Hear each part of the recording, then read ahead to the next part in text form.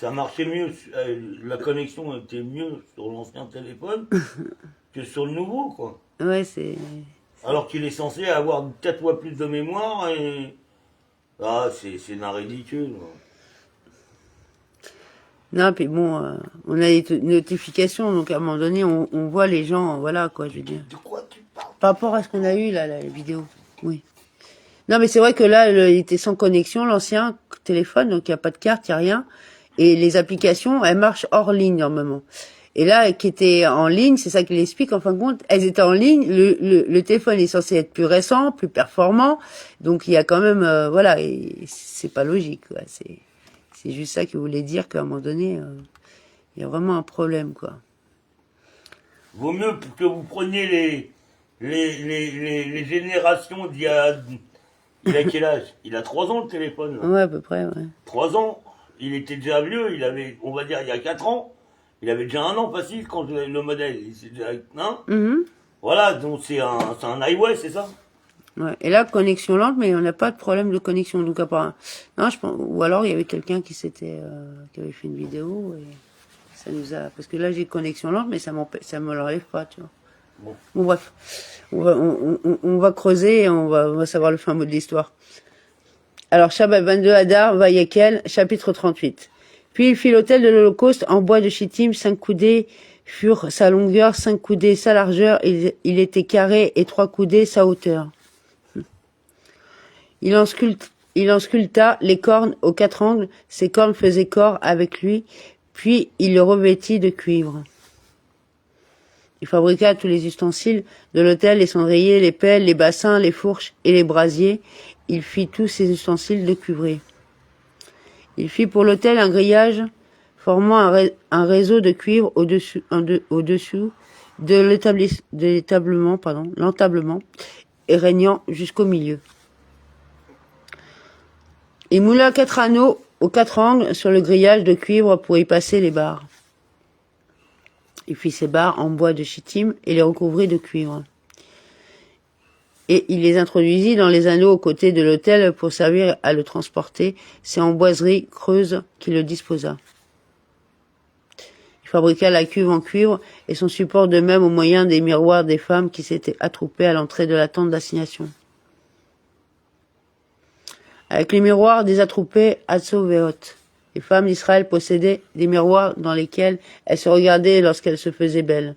Et même ces miroirs, elles n'ont pas hésité à les offrir pour la construction, du tabernacle. Moshe répugnait à les accepter, car elles ont pour vocation d'encourager le penchant au mal. Le Saint béni soit-il lui a dit, accepte-les, ils me sont plus chers que tout, car c'est grâce à eux que les femmes ont donné le jour à des armées. Tsevaot, d'enfants en Égypte. Quand leurs maris étaient épuisés par leur dur travail, elles allaient leur apporter nourriture et boissons. Elles leur donnaient à manger, puis elles prenaient leur miroir. Chacune se regardait dans le miroir avec son mari, et elle lui disait tendrement, « Je suis plus belle que toi. » Elles éveillaient ainsi le désir chez leur mari. Elles s'unissaient à eux, devenaient enceintes et accouchaient comme il est écrit. Sous le pommier, je t'ai éveillé. Shir Hachirim 8.5. Voilà ce attroupé. Ce sont ces miroirs-là qui ont servi à la fabrication de la cuve, dont la fonction est de rétablir la paix entre l'homme et sa femme, car c'est de l'eau qu'elle contient que l'on fait boire celle dont le mari est jaloux parce qu'elle s'est isolée. En Midbar, chapitre 5. La preuve qu'il s'agit vraiment de miroirs, c'est qu'il est écrit. Et le cuivre de l'offrande balancée était de 70 kikars. Il en fit un fra 38, 29 et 30. Or, la cuve et son support ne sont pas mentionnés, d'où l'on apprend que le cuivre qui a servi à la cuve ne venait pas de celui de cette offrande. C'est ce qui était expliqué dans le Midrash de Rabbi Tauma, Midrash Tauma, Paracha Pekoudé 9. Targonogelos traduit le mot par Bemet Zeyat, terme équivalent à mirdoir, en français médiéval.